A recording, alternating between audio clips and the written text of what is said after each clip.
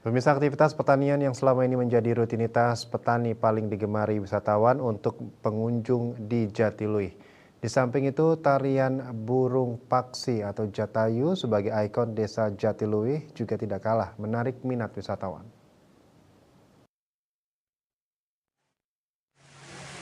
Manajer Operasional DTW Jatiluwih Ketut Purna di sela Festival Jatiluwih 2024 mengatakan, tarian tradisional khas Jatiluwih yakni tari Tebuk Lesung juga turut ditampilkan. Tebuk Lesung bukan hanya sekedar tradisi menumbuk padi tetapi juga mengandung filosofi yang kaya tentang kerjasama, rasa syukur, kesabaran, keharmonisan dengan alam, dan pelestarian budaya.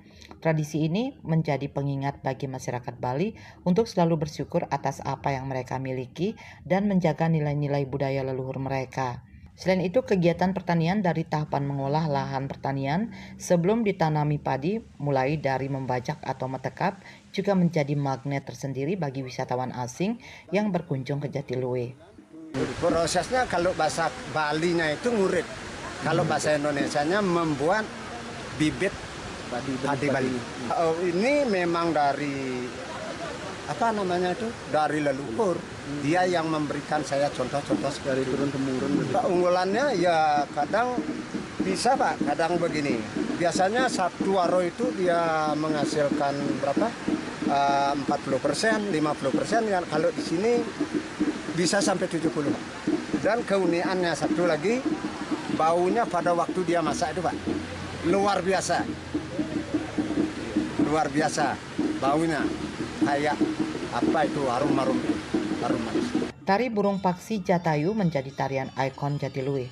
Diketahui desa Jatiluwih menurut cerita para tetua terdahulu, konon ceritanya nama Jatiluwih berasal dari kata jaton dan luwih. Jaton artinya jimat dan luwih artinya bagus.